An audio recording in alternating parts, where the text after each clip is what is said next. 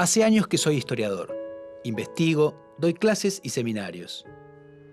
Sin embargo, hay veces que las preguntas más difíciles me las hacen en lugares insospechados. Desde que mi almacenero sabe a qué me dedico, mis compras se convirtieron en experiencias extrañas.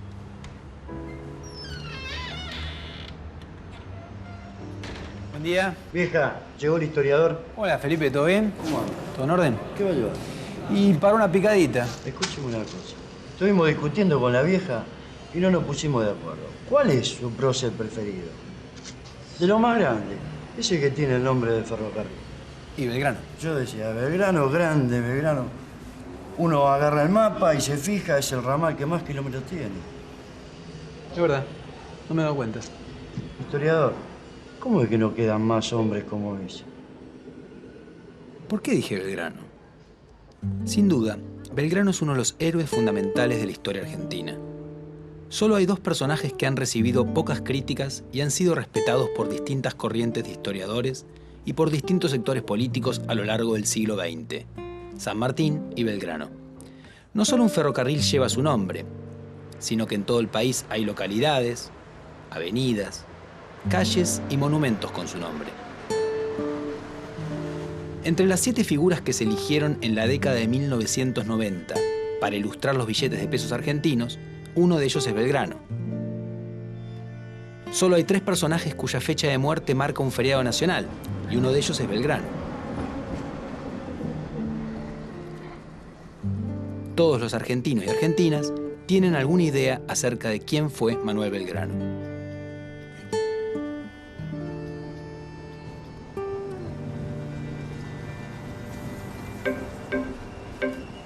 Manuel José Joaquín del Corazón de Jesús Belgrano nació en Buenos Aires el 3 de junio de 1770.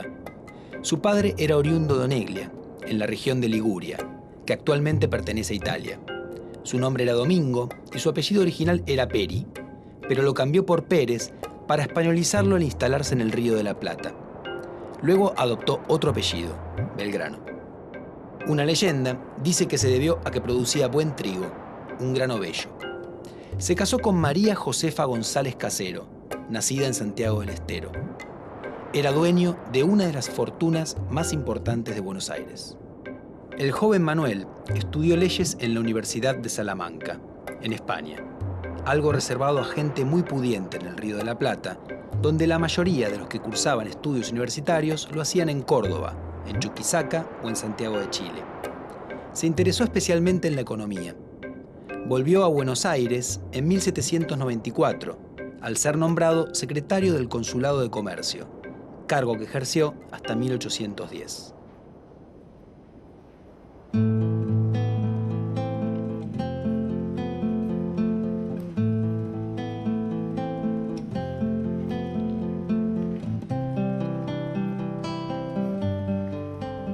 ¿Quién era el padre de Belgrano?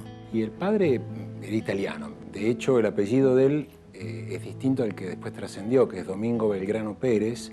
Y él en los 50 del siglo XVIII primero se va a España, desde donde consigue el permiso para venir a Buenos Aires, porque evidentemente en esa época no se podía viajar de un lado a otro libremente, y consigue el permiso y se instala en Buenos Aires en los 50. Y en realidad llega, aunque no era una familia totalmente humilde, digamos, llega un poco con una mano delante y otra mano atrás, y empieza haciendo actividad comercial, pero en un nivel muy, muy bajo, ¿no? Haciendo transacciones muy humildes, comprando y vendiendo algunas cosas en Buenos Aires. Pero bueno, lo cierto es que digamos, en unas pocas décadas termina convirtiéndose en uno de los comerciantes más ricos de Buenos Aires. En alguna época, un poco los historiadores o la gente en general creía que desde tiempos inmemoriales la clase poderosa, digamos, el sector poderoso de Buenos Aires era un sector terrateniente. Y en realidad eso no es así. En el periodo colonial los verdaderamente ricos de Buenos Aires eran comerciantes. Obviamente podían tener algo de intereses en el campo, como es el caso del papá de Belgrano, que como decía tenía una chacra, una estancia, pero eso era nada, el 2, 3, el 5% de su capital. El capital esencial de Belgrano estaba en el comercio. Eso, comprar esclavos, vender esclavos, comprar mercancías, traer plata, traer yerba del Paraguay y después llevar esa yerba del Paraguay al Potosí. El padre lo mandó a estudiar a España. lo mandó a estudiar comercio, pero en realidad él no estudió comercio, estudió leyes. Por un lado defendían la idea de la ilustración, es decir, las luces, la importancia del conocimiento para mejorar la sociedad. Entonces, obviamente Belgrano, desde su función en el consulado, fue un gran defensor de la educación. La necesidad de crear escuelas de todo tipo para que la gente se forme. Para los que hacen agricultura aprendan a mejorar la agricultura que hacen, para los que hacen navegación aprendan cómo se mejoran los instrumentos de navegación, etcétera, etcétera. ¿Cómo recordás a Belgrano físicamente? Era de facciones muy delicadas, muy finas. Me imagino un tipo no muy alto, Hermoso, hermoso. no muy gordo, así. De pelo corto, por lo menos la figurita de Belchiquen. Tipo común, va. Belgrano, con la patillita, la naricita y algunos rulitos así, bien marcados acá. Con cara de buena persona. Como hombre era lindo.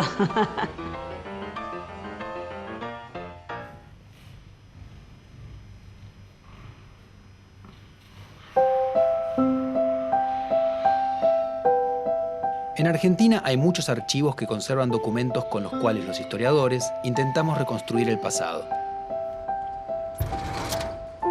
El Archivo General de la Nación es el más importante.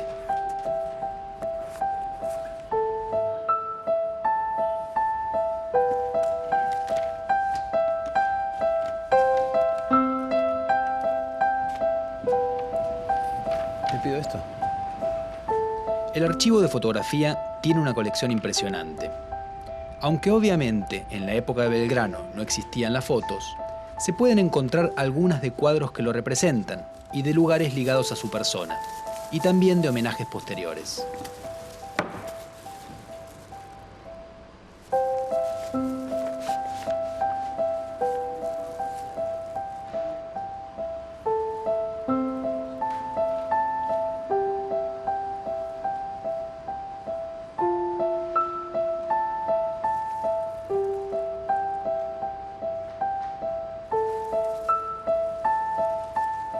En el Departamento de Documentos Escritos se conservan varios legajos en los cuales hay información sobre Belgrano, en particular cartas que envió o recibió. Los legajos se ordenan por tema y varios de ellos remiten a Manuel Belgrano. Este es el libro de matrículas del Colegio de San Carlos, donde asentaban también los exámenes de gramática y de filosofía. Y tenemos al alumno Manuel Belgrano.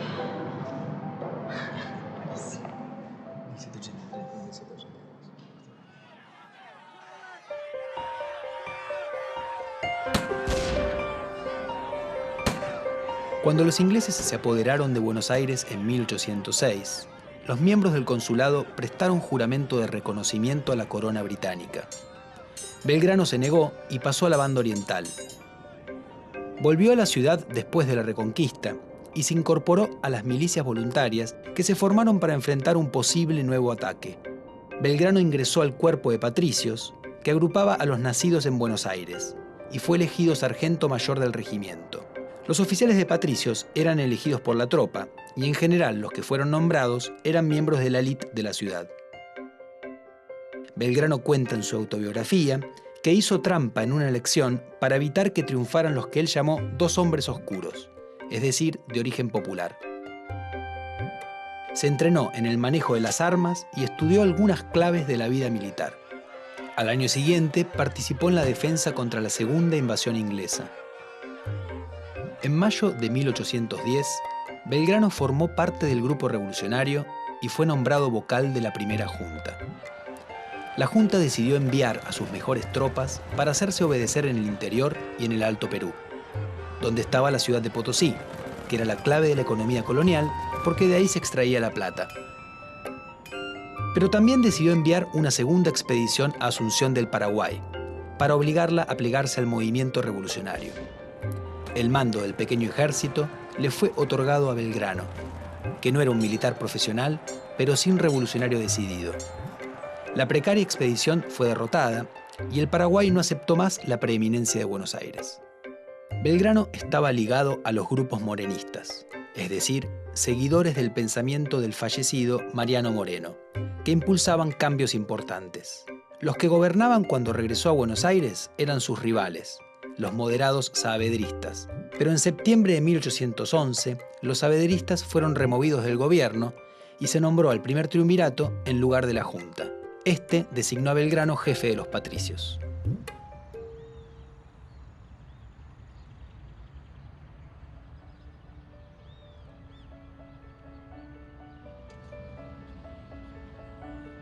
En 1812, Belgrano fue enviado a establecer 2 baterías de cañones en el río Paraná, junto a la villa del Rosario. Allí enarboló por primera vez el estandarte que diseñó para sus tropas. El triunvirato no quería que se creara un pabellón, porque eso ahondaría el camino a una ruptura total con la monarquía española, paso que todavía no gozaba de consenso entre la dirigencia rioplatense. Pero Belgrano decidió seguir adelante y creó la bandera.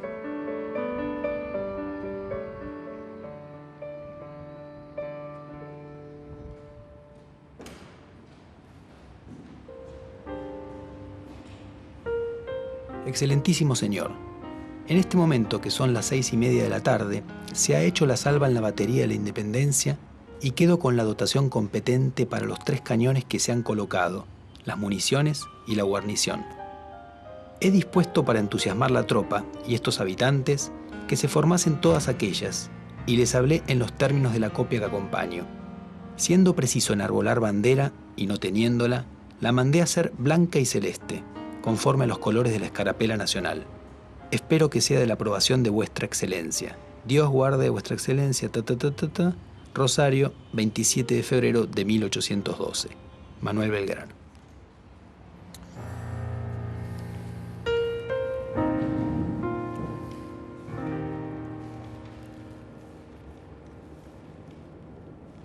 Los colores de la bandera, celeste y blanco, provienen de una orden que había fundado el rey Carlos III, el más importante de los Borbones españoles, en 1771. Carlos III era devoto de la Virgen María en su advocación de la Inmaculada Concepción, que tenía un manto celeste y blanco, y de allí tomó los colores de su orden. Belgrano adoptó entonces unos colores muy conocidos en los dominios españoles, y al hacerlo, evitaba además que se hablara de una ruptura total por parte de los revolucionarios, puesto que eran colores de la monarquía. Más tarde le agregaría un sol incaico, en amarillo. El sol era un símbolo americano en una divisa de origen europeo. ¿Qué significa la bandera para vos? Que representa la vida. La bandera tiene un significado en general, inclusive los colores. A mí me encanta la bandera. El color celeste y blanco es el cielo, el corazón de uno. Uno lo lleva en el alma. Mirando el cielo ya es la bandera. Sí, me gustan más esos colores en el cielo que en la bandera, en realidad. Y la bandera representa al país. Un símbolo de unión. Hay gente que se siente más identificada, hay gente que se siente menos identificada. La amo. Este 20 de junio voy a sacar la bandera al balcón.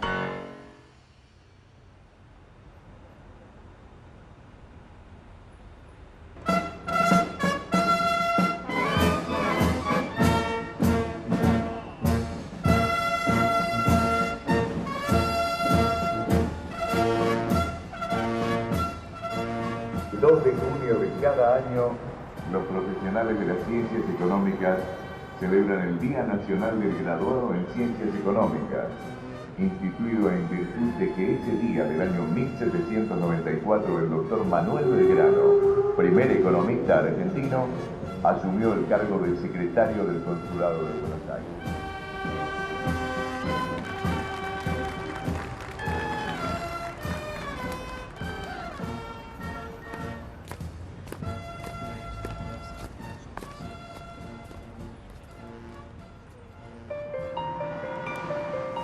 Manuel, ¿cuál es su relación de parentesco con Belgrano, el prócer?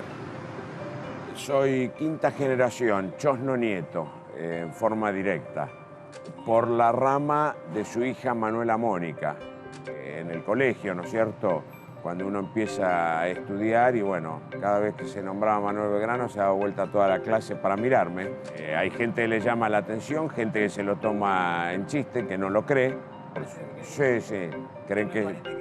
cree que es un chiste que le están haciendo. En todas las generaciones siempre hubo un Manuel y bueno, mi hijo tiene el nombre completo del general, Manuel José Joaquín del Corazón de Jesús.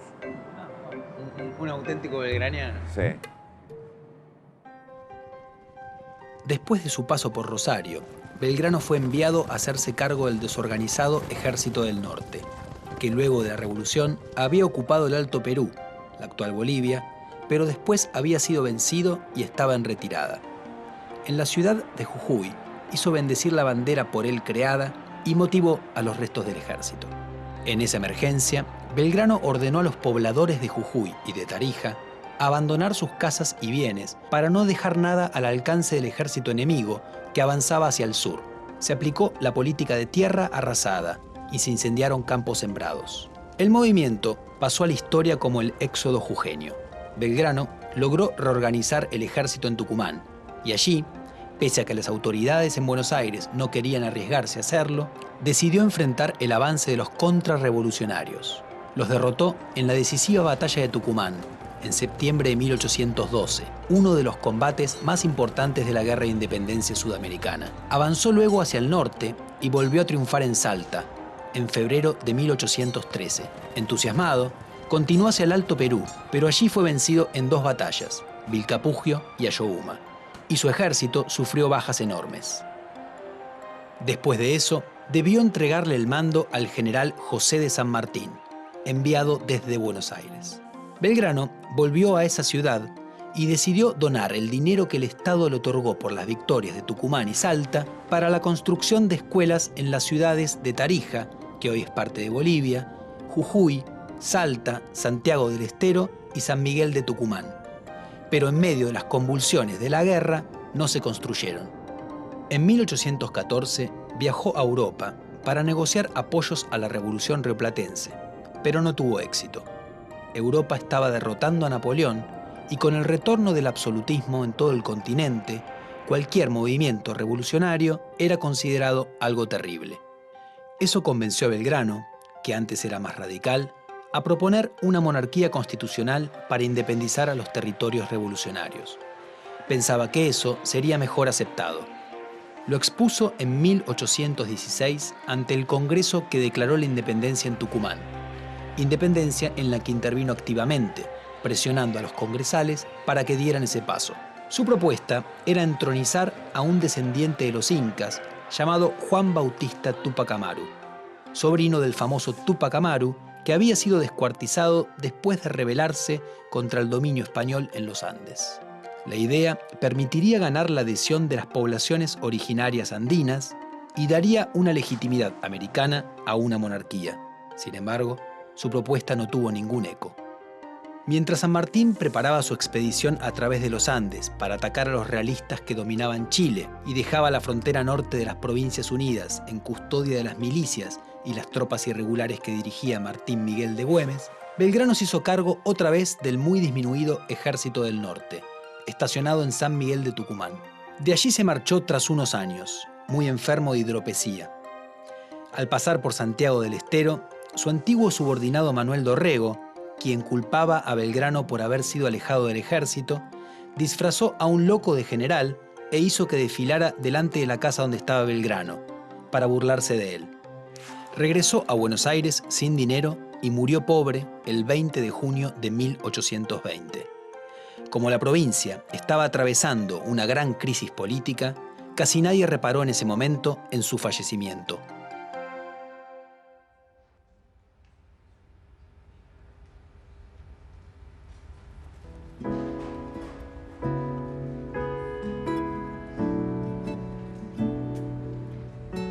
Es el Estado Nacional efectivamente existente el que se dota de un panteón y de este modo se hace legítimo, héroes que han venido a fundar la nación que hoy es la nación.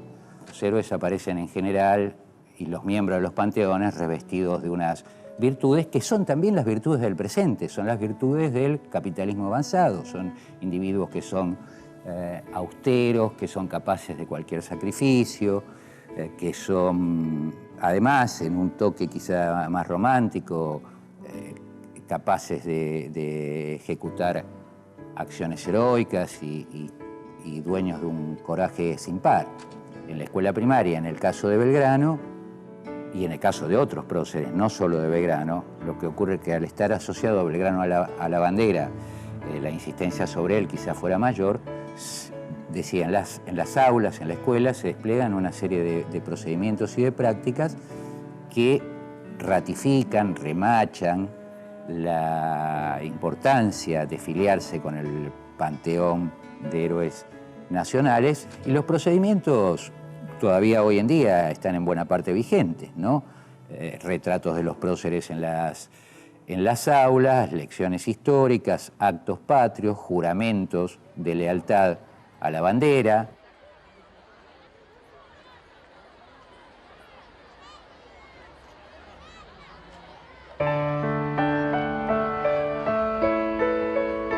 ¿Cómo Belgrano se transformó en prócer?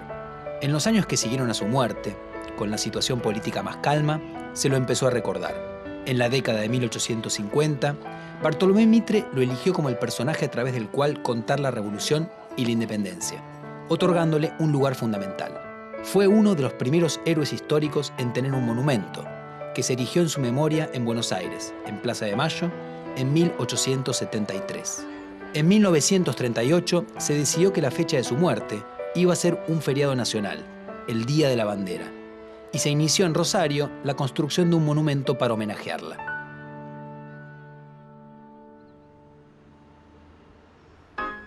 Si tuvieses a Belgrano enfrente, ¿qué le dirías?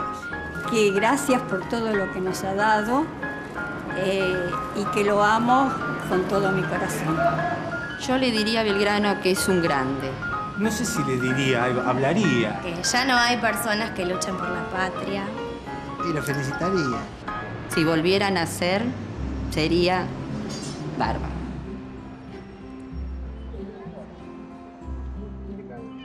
¿Cuál es tu relación con Manuel Belgrano, tu parentesco? Yo soy chosno. El chosno es la quinta generación. Es hijo, nieto, bisnieto, tataranieto y chosno. Manuel Belgrano tuvo dos hijos naturales.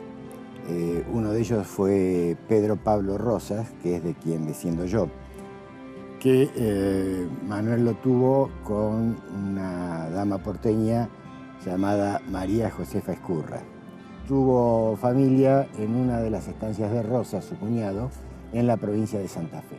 A mí me lo ha contado mi padre desde que yo era chiquito y bueno, así lo supe, se fue transmitiendo de generación en generación.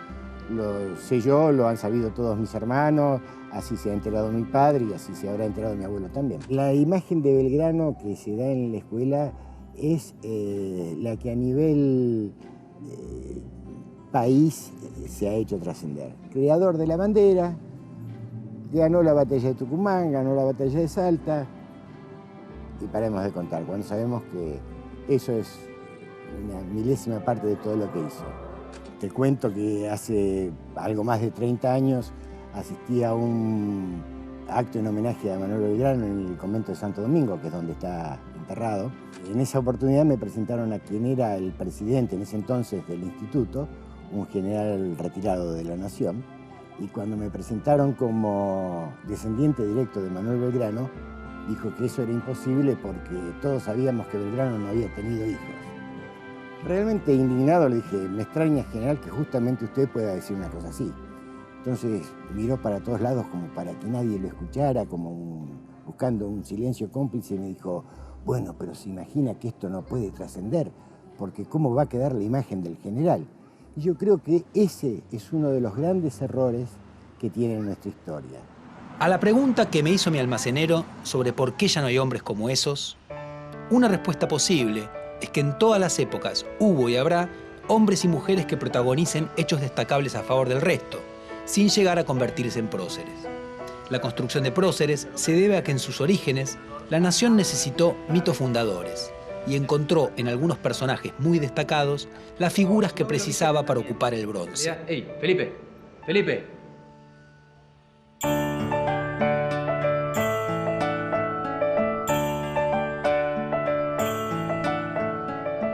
Poder ir más allá de la construcción del prócer Belgrano sirve para dejar de ver a un prohombre excepcional y conocer a un ser humano cuya pasión no se limitaba solamente a sus ideales y que a pesar de sus muchos problemas siempre siguió sus convicciones.